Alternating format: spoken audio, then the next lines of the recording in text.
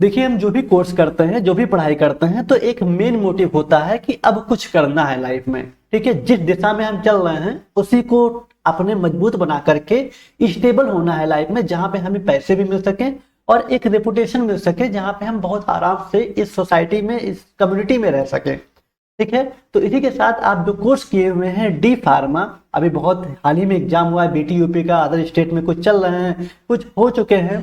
First year के exam हो चुके हैं, वो सेकंड ईयर में आने की तैयारी कर रहे हैं, किस तरह से क्या पढ़ना है। सेकंड ईयर वाले जो अपना पेपर दे चुके हैं वो सोच रहे हैं कि कहीं पे कुछ जॉब लग जाए या हायर स्टडी किया जाए। तो पिछला ही एक वीडियो हम ऐसा बनाए थे कि आपको क्या करना है, हायर स्टडी करना है, बी फार्मा करना है, या हमें कोई जॉब देखना है like government job pharmaceutical industry में, और अलग अलग या कुछ कोर्सेज कर लेने हैं। ठीक है, बहुत सारी डिमांड आई थी, सर इसको पार्टिकुलर डी फार्मा के बारे में बताइए। डी फार्मा के बाद अगर हमें फार्मासिस्ट बनना है, खासकर गवर्नमेंट फार्मासिस्ट बनना है, तो इसका क्या क्या प्रोसेस होता है, क्या सच में हम बन पाएंगे कि नहीं बन पाएंगे। तो स्वागत है आपका उदित फार्मेसी के इस यूट्यूब चैनल पे। आज हम बात करने वाले हैं डी फार्म के बाद क्या क्या एलिजिबिलिटी क्राइटेरिया है जिससे आप एक अच्छे फार्मासिस्ट बन सकते हैं। ठीक है, जी हाँ, बिल्कुल बन सकते हैं। आइए चलिए एक एक करके सारी चीजें बात करते हैं। अगर आप पहली बार देख रहे हैं तो चैनल को सब्सक्राइब कर दीजिएगा, लाइक कर दीजिएगा। ओके, चलिए सबसे पहले बात करते हैं मेजर अपॉर्चुनिटी की। ठीक है, हमें ये पता होना बहुत जरूरी है कि कहां कहां से हमें जॉब मिल सकता है और किस सेक्टर में मिल सकता है, कौन सी गवर्नमेंट की बॉडी है, जैसे सेंट्रल गवर्नमेंट, स्टेट गवर्नमेंट, कौन कौन से विभाग है जहां पे हमें जॉब मिलता है। तो ये जानना बहुत जरूरी है, इसको आगे हम डिस्कस करते हैं। दूसरा है सिलेक्शन प्रोसेस क्या है। ठीक है, डी फार्मा तो हम कंप्लीट कर लिए, रजिस्ट्रेशन करा लिए, क्या खाली एग्जाम दे देने से, जो फार्मासिस्ट एग्जाम होता है उसको दे देने से हमारा सिलेक्शन हो जाएगा, या कुछ और प्रोसेस होते हैं, तो इसको देखेंगे। एज लिमिट प्रोसेस क्या होता है, जो सबसे बड़ा फैक्टर होता है एज लिमिट, किस लिमिट तक हम मतलब फॉर्म को भर सकते हैं, रिलैक्सेशन कितना मिलता है, सारी चर्चाएं करेंगे। और आपका लास्ट में होगा सैलरी स्ट्रक्चर, कि लेवल 5 के अकॉर्डिंग जो सैलरी मिलता है फार्मासिस्ट का वो कितना होता है, स्टार्टिंग में कितना होता है, और जब हमारा प्रमोशन हो जाता है तो हमारा लास्ट तक कितना जाता है, और कौन सा पोस्ट मिलता है, उसकी क्या पावर है। यही चर्चाएं करने वाले हैं, आपके लिए बहुत इंटरेस्टिंग होने वाला है, ध्यान से देखिएगा। देखिए, तो अभी आप जाहिर सी बात है अपना एग्जाम दे चुके हैं, ये तो आपको पता ही होगा कि जहां से भी आप डी फार्मा किए हैं वो पीसीआई अप्रूव्ड इंस्टीट्यूट है, फार्मेसी काउंसिल ऑफ इंडिया से है। और जो बच्चे यूपी से स्पेशली किए हैं या फिर अदर स्टेट से किए हैं, तो यूपी की बात करेंगे तो बीटी यूपी से आपके कॉलेज अप्रूव्ड होंगे या पीसीआई से होंगे। यूपी में ही बहुत सारे लोग यूनिवर्सिटी से किए हैं, अलग अलग यूनिवर्सिटी से कर रहे हैं, जैसे आरजीपी भोपाल, राजस्थान, या फिर यूपी के कई सारी यूनिवर्सिटी हैं। तो यूनिवर्सिटी भी आपका पीसीआई से अप्रूव्ड होना चाहिए, सबसे पहला तो ये, क्योंकि डॉक्यूमेंट वेरिफिकेशन में दिक्कत हो जाएगा अगर अप्रूव्ड से नहीं होगा तो। दूसरा है कि आप अगर डी फार्मा कर चुके हैं, अभी हॉस्पिटल ट्रेनिंग कर रहे होंगे, प्रैक्टिकल का वेट कर रहे हैं, प्रैक्टिकल हो जाएगा आपका। ठीक है, जून के सेकंड वीक में प्रैक्टिकल होने के चांस हैं। फिर आप प्रॉपर तरीके से हॉस्पिटल ट्रेनिंग करने के बाद स्टेट फार्मेसी काउंसिल में अपना रजिस्ट्रेशन करवा लेंगे। ठीक है, रजिस्ट्रेशन करवाएंगे जो कि ऑनलाइन होता है। रजिस्ट्रेशन कैसे होता है सारी चीजें हम बता देंगे। रजिस्ट्रेशन आपका हो जाएगा, आपके पास ग्रीन कार्ड आ जाएगा, एक रजिस्ट्रेशन नंबर मिल जाएगा जिसमें सारी चीज लिखा होता है कि आप क्वालिफाई किए हैं, आप मतलब डी फार्मा कर चुके हैं, आपका रजिस्ट्रेशन नंबर ये है, कब रिन्यूअल होता है, सारी चीज लिखा होता है। इतना होने के बाद आपको बेसिक कंप्यूटर नॉलेज होना चाहिए। कुछ जगह पे रिक्वायरमेंट होता है कि बेसिक कंप्यूटर नॉलेज होना चाहिए, कोई जरूरी नहीं कि आपके पास सर्टिफिकेट हो। अगर CCC वगैरह है, ठीक है, तो बहुत अच्छी बात है, नहीं है तब भी कोई बड़ी बात नहीं है, खाली बेसिक कंप्यूटर नॉलेज लिखा होता है कि आपके पास होना चाहिए। ओके, और आपकी एज जो होना चाहिए वो आमतौर पर 18 से 30 साल, 18 से 30 साल तक, 25 साल तक, 27 साल तक, ऐसे अलग अलग वैकेंसी मिलती है, अलग अलग वैकेंसी आती है, उस पर वेरी करता है। तो 18 से 30 साल तक का जो एज लिमिट है ये होना चाहिए। और गवर्नमेंट रूल्स के अकॉर्डिंग कुछ सिलेक्शन मिलते हैं एससी कैटेगरी, ओबीसी कैटेगरी को, वो भी आगे चर्चा करेंगे। ठीक है, तो सबसे पहले कॉलेज आपका पीसीआई अप्रूव्ड होना चाहिए, और आप स्टेट फार्मेसी काउंसिल में अपना रजिस्ट्रेशन करवा लीजिए। बेसिक कंप्यूटर नॉलेज होना चाहिए, कोई सर्टिफिकेट की आवश्यकता नहीं है, लेकिन हाँ आना चाहिए। ठीक है, एआई का जमाना है, बेसिक आपको कम से कम माइक्रोसॉफ्ट ऑफिस वगैरह ही अच्छे से आना चाहिए, वर्ड, एक्सेल, पावर पॉइंट्स वगैरह, और बहुत सारी चीजें टैली वगैरह, सॉरी एक्सेस वगैरह आने चाहिए। बहुत ज्यादा जो एआई में चेंजेस आ रहे हैं, जो हॉस्पिटल सॉफ्टवेयर होते हैं वो आप आगे सीखेंगे ही, उसके बारे में थोड़ा बहुत नॉलेज कर लीजिएगा जो आप पढ़ चुके हैं हॉस्पिटल एंड क्लिनिकल फार्मेसी में। ठीक, आइए आगे बढ़ते करते हैं। अब बात करते हैं, सबसे पहले एक एक स्टेप देखेंगे कि वो अपॉर्चुनिटी कहाँ है, कहाँ कहाँ से हमें जॉब मिलता है, और क्या क्या एलिजिबिलिटी क्राइटेरिया है, पोस्ट नेम क्या होता है, सिलेक्शन मोड क्या होता है। तो आइए कुछ मेजर रिक्वायरमेंट अपॉर्चुनिटी की बात करें।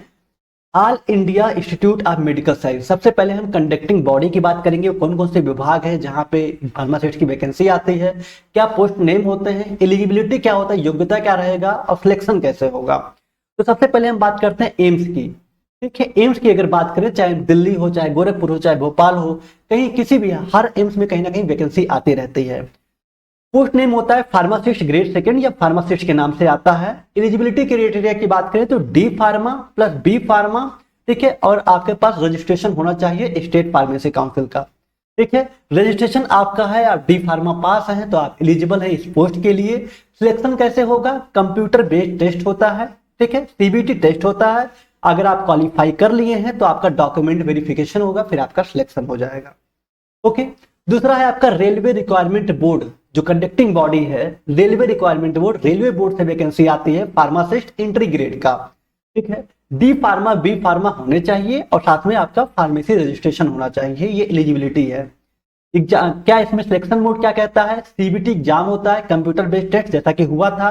डॉक्यूमेंट वेरिफिकेशन होता है कि आपके पास सारे जो डॉक्यूमेंट है वो वैलिड है कि नहीं वैलिड है, जहां से आप किए हुए हैं अपना डी फार्मा बी फार्मा, वो आपका पीसीआई अप्रूव्ड कॉलेज था कि नहीं था, उसकी हिस्ट्री थोड़ा बहुत देखा जाता है। मेडिकल एग्जामिनेशन भी होता है रेलवे रिक्वायरमेंट बोर्ड में, जिसमें आपका पूरी तरीके से बॉडी चेकअप वगैरह होता है, आंखें वगैरह चेक की जाती हैं। ठीक है, थोड़ा बहुत चश्मा वगैरह लगाते हैं तो चल जाता है, लेकिन बहुत ज्यादा अगर आप खराब हो या दिक्कत हो तो मेडिकल एग्जामिनेशन में इंसान मतलब फेल हो सकता है। तो अगर आप फिटनेस हैं, सही आपकी बॉडी, थोड़ा बहुत चश्मा लगाने से काम चल जाएगा। कुछ ज्यादा प्रॉब्लम है तो यहाँ पे दिक्कत आ सकता है। तो सीबीटी होता है डॉक्यूमेंट वेरिफिकेशन और मेडिकल एग्जामिनेशन होता है रेलवे रिक्वायरमेंट बोर्ड में। ठीक, उसके बाद है एम्प्लॉयज स्टेट इंश्योरेंस कारपोरेशन, कर्मचारी राज्य बीमा निगम, फार्मासिस्ट की वैकेंसी आती है एलोपैथिक का। D pharm plus B pharm होने चाहिए, साथ में आप रजिस्टर्ड फार्मासिस्ट होना चाहिए, मतलब आपका रजिस्ट्रेशन पीसीआई से होना चाहिए। ओके, रजिस्ट्रेशन आपको बता देंगे कैसे कैसे करवाना है, बस आप अपना हॉस्पिटल ट्रेनिंग कंप्लीट कर लीजिए, आपका प्रैक्टिकल एग्जाम हो जाए फिर आप रजिस्ट्रेशन करा सकते हैं। रिटन एग्जाम होता है या फिर सीबीटी एग्जाम होता है, या तो रिटन होगा या कंप्यूटर बेस्ड टेस्ट होगा, उसके बाद बस डॉक्यूमेंट वेरिफिकेशन और आपका सिलेक्शन हो जाएगा। क्लियर। उसके बाद है सेंट्रल गवर्नमेंट हेल्थ स्कीम, मतलब जो केंद्र सरकार द्वारा हेल्थ स्कीम आते रहते हैं अलग अलग, उसमें भी वैकेंसी आती है। जैसे फार्मासिस्ट की वैकेंसी हो गया, D pharm plus B pharm होने चाहिए, डी फार्म या तो बी फार्म, और आपका रजिस्ट्रेशन होना चाहिए। ठीक है, रजिस्ट्रेशन आप रजिस्टर्ड फार्मासिस्ट तो होने ही चाहिए, तभी आप एलिजिबल हैं जितने भी वैकेंसी है गवर्नमेंट जॉब की उसमें। ठीक है, रिटन टेस्ट होता है या फिर आपका स्किल इवोल्यूशन होता है, मूल्यांकन किया जाता है कि आप क्या पढ़े हुए हैं। फिर डॉक्यूमेंट वेरिफिकेशन, कहीं कहीं पे रिटन टेस्ट होता है, बाकी आपका बेसिक इंटरव्यू होता है जिसमें आपके स्किल को देखा जाता है। स्किल में मतलब क्या देखा जाता है, बेसिक चीज क्या होता है, टैबलेट क्या, कैप्सूल्स होता है, क्या डिफरेंस होता है दोनों में, रूट ऑफ ड्रग एडमिनिस्ट्रेशन क्या होते हैं। ठीक है, बेसिक चीजें पूछी जाती हैं, सारी चीजें जो फार्माकोलॉजी से रिलेटेड होता है, एंटी फंगल ड्रग बताइए, एकदम बेसिक चीजें रहती हैं आपके स्किल इवोल्यूशन में। बहुत बड़ा इंटरव्यू नहीं होता आईएएस का, ये घबरा जाइए, एकदम बेसिक होता है। तो कहीं कहीं वैकेंसी आती है, हमें पता तो नहीं चलता, लेकिन हाँ सिर्फ आपकी स्किल इवोल्यूशन पे, मतलब छोटा सा इंटरव्यू पे और फिर डॉक्यूमेंट वेरिफिकेशन पे सिलेक्शन हो जाता है। ठीक है, कुछ स्टार्टिंग में शायद कुछ कॉन्ट्रैक्ट बेसिस पे होता है, लेकिन जैसे रिक्वायरमेंट होती है फिर परमानेंट हो जाता है। ओके, चलिए उसके बाद है इंडियन आर्मी मेडिकल सर्विस, जिसका सपना था कि हमें आर्मी में जाना है, वहां पे कुछ अच्छा करना है, तो वहां पे भी वैकेंसी आती है, फार्मासिस्ट या सिविलियन फार्मासिस्ट की वैकेंसी आती है। ठीक है, डी फार्म या बी फार्म, अगर आपका पास डी फार्म किए हुए हैं या बी फार्म किए हैं, रजिस्ट्रेशन आपका है, बहुत अच्छी बात है, आप एलिजिबल हैं। रिटन टेस्ट होता है, इंटरव्यू और स्किल टेस्ट होता है। रिटन टेस्ट होगा और वही इंटरव्यू स्किल टेस्ट होता है, डॉक्यूमेंट वेरिफिकेशन होता है, फिर आपका सिलेक्शन हो जाएगा इंडियन आर्मी मेडिकल सर्विसेज में। ओके, तो यहां तक का आपको पता चला गया होगा कि हाँ जो वैकेंसी आती है उसमें डी फार्म होना चाहिए और हमारा रजिस्ट्रेशन होना चाहिए। बाकी सीबीटी टेस्ट होता है, कहीं पे मेडिकल एग्जामिनेशन होता है आपका रेलवे में, आर्मी में भी मेडिकल एग्जामिनेशन होते हैं और आपके सिलेक्शन होते हैं। आगे बात करें जो स्टेट हेल्थ डिपार्टमेंट है, जो राज्य के स्वास्थ्य विभाग है, वहां फार्मासिस्ट की वैकेंसी आती है। डी फार्म इसमें एलिजिबल माना जाता है, हालांकि बी फार्म लिखा हुआ नहीं होता है, लेकिन बी फार्म किए हैं तो अच्छी बात है, लेकिन यहाँ पे डी फार्म मांगा जाता है। स्टेट फार्मेसी काउंसिल रजिस्ट्रेशन होना चाहिए। ठीक है, लेकिन ज्यादा प्रायोरिटी हमेशा डिप्लोमा इन फार्मेसी को दिया जाता है स्टेट हेल्थ डिपार्टमेंट में, और आपका रजिस्ट्रेशन होना चाहिए। स्टेट लेवल एग्जाम होता है और डॉक्यूमेंट वेरिफिकेशन होता है, सिलेक्शन हो जाता है। ठीक है, अच्छा स्टेट लेवल एग्जाम में क्या आपके एग्जाम में कैसे क्वेश्चन आते होंगे, देखिए जो आप डी फार्म पढ़े हुए हैं अच्छे तरीके से, फर्स्ट ईयर और सेकंड ईयर, बस उसी का निचोड़ आता है। ठीक है। साथ में आपके कुछ नॉन फार्मा पोर्शन आते हैं, जीके, रीजनिंग वगैरह, ठीक है। तो आगे बताएंगे, उसकी चर्चाएं करेंगे कैसे क्या करना है। पहले आप जान लीजिए कि हमारा जो रोड मैप है वो कैसा होना चाहिए, किस किस विभाग से वैकेंसी आती है, आपको एक टारगेट करके कितना कहां से वैकेंसी ज्यादा आती है इस पे फोकस करके अच्छे से पढ़ाई करना है। हालांकि हम चीजों को एकदम अच्छे से बताएंगे, बस आप एकदम अच्छे तरीके से अपना टारगेट बना लीजिए कि हाँ, आपको एक आइडिया मिल जाएगा कि हम इसके योग्य हैं कि नहीं है, एलिजिबल हैं कि नहीं है। ठीक, तो स्टेट हेल्थ डिपार्टमेंट है, जो राज्य के स्वास्थ्य विभाग है, वहां से वैकेंसी आती है।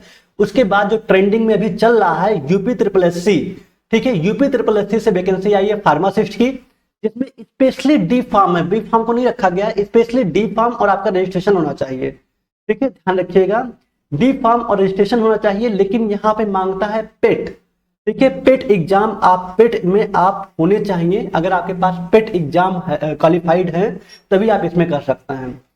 मतलब प्री एलिजिबिलिटी टेस्ट होता है, यूपी ट्रिपल एस सी के जो विभाग है, जो डिपार्टमेंट है, ये हर साल पेट का एग्जाम कंडक्ट कराता है, जिसको बोलते हैं प्री एलिजिबिलिटी टेस्ट। इस एग्जाम में आप अगर बैठे हुए हैं, प्रेजेंट हैं, आप एग्जाम दिए हुए हैं, तो आप एलिजिबल हैं फार्मासिस्ट बनने के लिए। बस आपका रजिस्ट्रेशन होना चाहिए। अगर आप पेट का एग्जाम नहीं दिए हैं तो आप यहाँ फॉर्म नहीं भर सकते, आप एलिजिबल नहीं है। यूपी ट्रिपल एस सी पेट का एग्जाम कंडक्ट करवाती है, हर साल करवाती है। हालांकि इसमें आपके जीके, रीजनिंग, मैथ वगैरह, इंग्लिश वगैरह, हिंदी वगैरह ऐसे क्वेश्चन होते हैं। ठीक है, लेकिन अगर आप सिर्फ एग्जाम में, कोई जरूरी नहीं कि बहुत अच्छे नंबर लाना, अगर आप पेट का एग्जाम दिए हैं तो आप एलिजिबल हैं फार्मासिस्ट एग्जाम पढ़ने के लिए, या यूपी ट्रिपल एस सी से जो भी वैकेंसी आती है वो सबके लिए। ओके, हालांकि यही जो यूपी ट्रिपल एस सी है, इसी से लेखपाल की वैकेंसी आती है, अलग अलग डिपार्टमेंट की वैकेंसी आती है, और फार्मासिस्ट की वैकेंसी भी इस साल आई हुई है। तो पेट होना चाहिए, बाकी आपका रिटन एग्जाम मेन एग्जाम हो जाएगा और डॉक्यूमेंट वेरिफिकेशन पे सिलेक्शन हो जाता है। Rajasthan staff selection board, Rajasthan staff selection board से वैकेंसी आती है फार्मासिस्ट की, डी फार्म या बी फार्म हो, रजिस्ट्रेशन होना चाहिए। रिटन एग्जाम होता है, मेरिट देखा जाता है, फिर डॉक्यूमेंट वेरिफिकेशन पे होने के बाद आपका सिलेक्शन हो जाता है। ठीक है, रिटन एग्जाम होने के बाद मेरिट बनता है, मेरिट के हिसाब से जो लोग सिलेक्टेड होते हैं उनका डॉक्यूमेंट वेरिफिकेशन पे बुलाया जाता है और वो फार्मासिस्ट बन जाते हैं।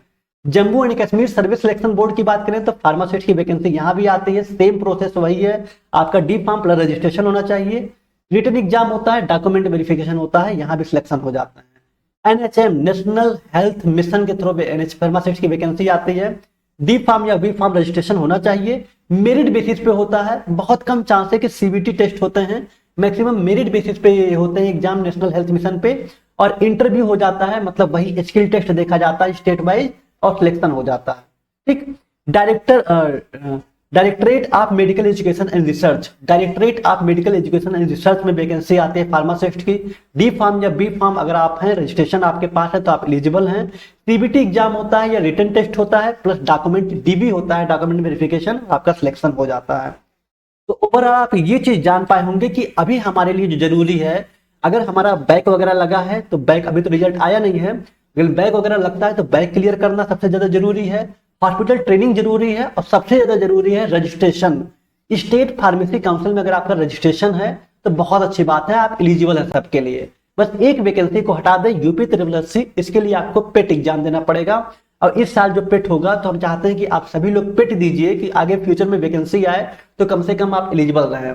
पेट के लिए डरिएगा मत कि सर बहुत अच्छा नंबर लेकर, नहीं, खाली आपको एलिजिबल होना है, पेट एग्जाम देना है, तो आप ये एग्जाम के लिए यूपी ट्रिपल एस सी से वैकेंसी फ्यूचर में आती है तो आप एलिजिबल रहेंगे। ठीक है, चलिए ये तो हो गया हमारा कहां से क्या रिक्वायरमेंट है, कुछ जो सिलेक्टेड कंडक्टिंग बॉडी था गवर्नमेंट का, सेंट्रल गवर्नमेंट, स्टेट गवर्नमेंट, वो आपको बता दिए। अब बात करते हैं सिलेक्शन प्रोसेस क्या होता है। जैसा कि आपको बताएं बेसिक, लेकिन कुछ और बता दें। एम्स की बात करें, सीबीटी टेस्ट होता है, डीबी होता है, बाकी final selection of merit basis, merit बनता है उस पर सिलेक्शन हो जाता है। ऐसे ही रेलवे का भी होता है, सीबीटी एग्जाम होता है, computer based test, document verification, medical examination होता है और फाइनल मेरिट लिस्ट बन जाते हैं। ठीक है, मेडिकल जांच होता है, उसके बाद लिस्ट बन जाते हैं, रेलवे का भी। तो पहला बताया आपको मेन एग्जाम देना है, फिर डीबी मतलब डॉक्यूमेंट वेरीफाई होगा, मेडिकल एग्जामिनेशन होता है, फिर आपका फाइनल मेरिट लिस्ट बन जाता है, सिलेक्शन हो जाता है।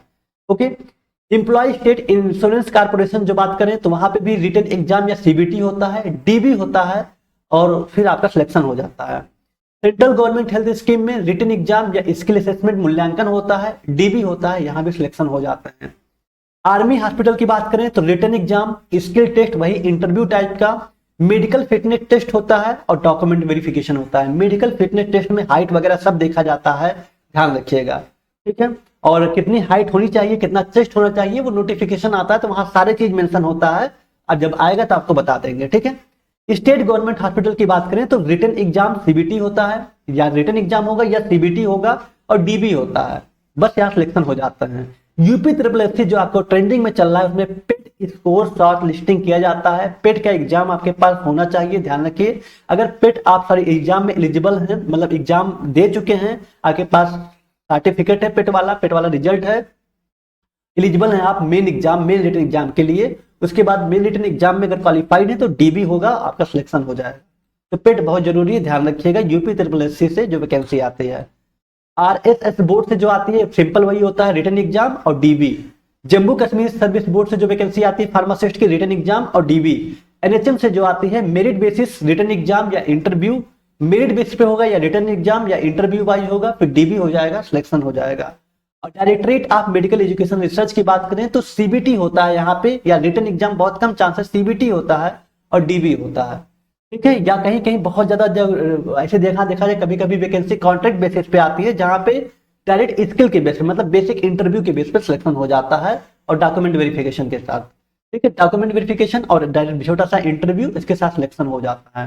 तो ये थे अलग अलग डिपार्टमेंट जिसको रिक्वायरमेंट था, कंडक्टिंग बॉडी कौन कौन सा है वो हम जान पाए हैं, क्या पोस्ट नेम होता है, सिलेक्शन प्रोसेस क्या होता है, ये समझ पाए हैं। अब एज लिमिट की बात करें तो सेंट्रल गवर्नमेंट जॉब या स्टेट गवर्नमेंट जॉब की मोस्टली वही सेम होता है, 18 से 25 साल, 27 साल, 30 साल, ठीक है। ये डिपेंड करता है, अलग अलग जो वैकेंसी आती है ना उसके हिसाब से कभी कभी चेंजेस होते रहते हैं। तो 18 से 25 साल, 27 साल, 30 साल ये वैकेंसी होती है 30 ईयर्स तक। एज रिलैक्सेशन में मिलता है ओबीसी, एससी एसटी और पीडब्ल्यूडी। जहां जो लिखा हुआ है ये डाटा हमेशा चेंज होते रहते हैं, नए नए जो गवर्नमेंट के रूल्स आते रहते हैं, ठीक है। जैसे ओबीसी 3 साल, एससी एसटी 5 साल, पीडब्ल्यूडी कैटेगरी जो डिजेबिलिटी है उनको 10 साल तक दिया जाता है, जो कि बेसिक है। इसके अकॉर्डिंग अगर देखा जाए तो फिर थोड़ा बहुत चेंज भी किए जाते हैं जैसे वैकेंसी आते हैं। तो मान के चलिए 18 से 30 साल तक का जो एज लिमिट है ये होना चाहिए, ओके। चलिए अब सैलरी कितना मिलता है, ये बहुत इंपॉर्टेंट फैक्टर है, सैलरी। जी हाँ, सैलरी लेवल 5 फार्मासिस्ट की सैलरी कितनी होनी चाहिए। तो देखिए पे लेवल बेसिक पे की बात करें, जो 5 बेसिक पे के अकॉर्डिंग मिलता है सैलरी, स्टार्टिंग में 29,200, 29,200। घबराइए मत, अभी देखिएगा आगे कितना मिलता है। ये बेसिक पे है। गवर्नमेंट में ये नहीं होता कि जो आपका जो पैसा मिल रहा है जो लिखा होता है वही होता, नहीं, अभी तो बेसिक आपका है 29,200, 29,200 है। उसके साथ आपको डीए, एचआरए और टीए मिलता है, ये सब भत्ता मिलते रहते हैं, अलाउंसेस मिलते रहते हैं एज पर गवर्नमेंट रूल के अकॉर्डिंग। ग्रॉस सैलरी जो बनता है सब जोड़ करके 50 से 60,000 पर मंथ मिलता है। इन हैंड आता है कुछ पीएफ वगैरह कटने के बाद 43 से 52,000 के बीच, देखिए 43,000 से 52,003 मंथ आफ्टर डिडक्शन, कुछ कटने के बाद 43 से 52,000 तक बनते हैं। ये आपके स्टार्टिंग में जब ज्वाइनिंग मिलती है, जब आप प्रैक्टिकल कर रहे होते हैं, जब आप ट्रेनिंग कर रहे होते हैं, तब आपको इतना सैलरी मिलता है। अब बात करते हैं प्रमोशन की। अगर आपका प्रमोशन होता है तब कितना मिलता है। सबसे पहले आप एज ए फार्मासिस्ट होंगे, प्रमोशन होता है सीनियर फार्मासिस्ट होंगे, चीफ फार्मासिस्ट बनेंगे, फार्मेसी सुपरिंटेंडेंट बनेंगे, उसके बाद सीपीओ बनेंगे, चीफ फार्मेसी ऑफिसर बनते हैं, जो सबसे बड़ा पोस्ट माना जाता है, ओके। कितनी सैलरी क्या बनेगी, तो स्टार्टिंग सैलरी जो होती है जब आपका ट्रेनिंग पीरियड होगा 50 से 60,000 पर मंथ होगा। अभी जो लोग का रेलवे में ट्रेनिंग चल रहा है उन्हें 50,000 या 55,000 मिल रहा है, ठीक है। आफ्टर फर्स्ट प्रमोशन, जब पहला प्रमोशन होता है उसके बाद आपकी सैलरी हो जाएगी 60 से 75,000 पर मंथ, 60 से 75,000 पर मंथ हो जाएंगी। 2 से 3 जब दूसरा से तीसरा प्रमोशन, और मतलब कि आफ्टर 2 और 3 प्रमोशन, 2-3 प्रमोशन के बाद फिर 85 से 1.1 लाख पर मंथ हो जाते हैं। देखिए ये आपका पहला प्रमोशन। जब दूसरा तीसरा प्रमोशन हो जाता है 75 से पहले दूसरे में 80 पहुंच जाएंगे, लेकिन अगर दूसरे से तीसरे की बात करें तो वहां 85 से 1.1 लाख पर मंथ सैलरी मिलती है। अगर आप टॉप फार्मेसी ऑफिसर पोस्ट तक पहुंच गए हैं तो 1 से लेकर के 1.3 लाख पर मंथ है। ध्यान दीजिएगा ये लेवल 7 का है। अगर सॉरी ये पे स्केल हम 7 की बात कर रहे हैं, अगर 8 आता है तो वहां पे सैलरी और बढ़ सकती है। ये सैलरी जो 1.3 है वो 1.5 लाख तक के जा सकती है। ये हम बात करें top pharmacy officer post. Top pharmacy तभी मिलता है जब आपकी स्टार्टिंग में ही जॉब लग गई हो तब, ठीक है। तो ये कुछ क्राइटेरिया है, ध्यान रखिएगा। प्रमोशन है स्टार्टिंग में 50 से 60,000, तो 3 प्रमोशन तक जो मैक्सिमम लोग पहुंच जाते हैं वो 1 से 1.5 लाख तक सैलरी मिल जाती है अगर 8वां वेतन लागू हो जाएगा तो। ठीक है, बाकी सैलरी डिपेंड करता है डिपार्टमेंट पे कि आप किस जगह पे एम्स में है, आरआरबी रेलवे में है, ठीक है, स्टेट गवर्नमेंट में है, और आपका शहर कौन सा है, सिटी कहाँ पे है, किस मेट्रो सिटी में रह रहे हैं कि रूरल एरिया में रह रहे हैं, ये सारी चीजों पे कितने समय का सर्विस है, कितने लंबे समय का है, आपकी मतलब जो ड्यूरेशन है, कब आपकी नौकरी लगी, कितने समय तक का है, तो उस पर भी सैलरी बहुत डिपेंड करता है। तो ये पूरा प्रमोशन का क्राइटेरिया था जिसको आपको ध्यान रखना है। यही आपका था गवर्नमेंट फार्मासिस्ट। तो अगर आपको इच्छुक हैं, अगर चाहते हैं कि हाँ लाइफ में हमें सच में करना है, ठीक है, देखिए सैलरी ही नहीं मैटर करता, इसके साथ साथ आपको, आप फ्यूचर में शादी करेंगे, जाहिर सी बात आपके बच्चे होंगे, उनको सिक्योरिटी मिलेगा, ठीक है, इंश्योरेंस होंगे, बहुत सारे मेडिकल बेनिफिट्स मिलते हैं, जो भी गवर्नमेंट एम्प्लॉय होते हैं उनको बहुत सारी चीजें बेनिफिट्स मिलते रहते हैं, वो भी आपको मिलेंगे, रेपुटेशन अलग मिलेगा। तो बहुत अच्छी अपॉर्चुनिटी है अगर आप चीजों को करना चाहते हैं। ठीक, क्या करने वाले हैं हम लोग, क्या करने वाले हैं, तो अभी पूरी प्लानिंग चल रही है बहुत अच्छे तरीके से। अगर आप एक्साइटेड है तो कमेंट में जरूर बताइएगा। उदित फार्मा जॉब, जी हाँ, उदित फार्मेसी का एक और चैनल है उदित फार्मा जॉब, यहाँ पे जल्द ही स्टार्ट करने वाले हैं गवर्नमेंट फार्मासिस्ट की रिकॉर्डिंग, बहुत बेहतरीन तरीके से सारी चीजें, ठीक है, जो आपके लिए बहुत अच्छा होगा। क्या सच में कि हम पढ़ के पास हो सकते हैं? अभी तक जो हमसे पढ़े स्टूडेंट्स जो जान रहे हैं, बहुत बेटर तरीके से पता होगा कि किस तरह से हम अपने एग्जाम दिए हैं, क्या नंबर आ सकते हैं। इसकी भी प्लानिंग चल रही है क्योंकि हमें कुछ बड़ा करना है, एनालिसिस करना पड़ता है, हर एक दिन लगे हुए हैं इस पे, ठीक है, हर एनालाइज कर रहे हैं, हर पेपर को देखा जा रहा है, सारी चीजों को देख रहे हैं, हर टीचर से बात किया जा रहा है, पूरी तरीके से इसमें लेके आएंगे तो बहुत बेटर होगा। तो अभी आप चैनल को सब्सक्राइब कर दीजिए, जैसे ही कुछ अपडेट आएगा यहाँ पे आपको मिल जाएंगे, और यहीं पे क्लासेस वगैरह स्टार्ट की जाएंगी उदित फार्मा जॉब पे, नेट पे सर्च करेंगे तो आ जाएंगे। तो आप इसको सब्सक्राइब कर लीजिएगा, और जैसे ही कुछ आएगा नोटिफिकेशन हम यहाँ पे जरूर बताएंगे कब क्लासेस स्टार्ट होने वाली हैं। तो आप एक्साइटेड है कि नहीं एक्साइटेड है ये भी बताइएगा कमेंट में, आगे कैसा लेक्चर रहा ये भी बताइएगा। ओके, तो ओवरऑल उम्मीद करते हैं आपको समझ में आया होगा। अब बहुत सारे स्टूडेंट में से कमेंट किए थे कि सर कुछ और चीजें बताइए जो कोर्सेस है, जैसे सर मेडिकल कोडिंग क्या होता है, फार्माकोविजिलेंस क्या होता है, इसके रिगार्डिंग वीडियो बनाइए, वो भी आएगा, बेफिक्र रहिए। फिलहाल जो मेरा मेन पर्पज था कि गवर्नमेंट फार्मासिस्ट कैसे बने ये आपको अच्छे समझ में आ सके। Okay, thank you so much. आदित्य.ऑफिशियल इंस्टा आईडी है, उदित फार्मेसी इसी इंस्टा आईडी फॉलो कर सकते हैं। मिलते हैं किसी नेक्स्ट क्लास में। Okay, tata bye bye, take care, love you all.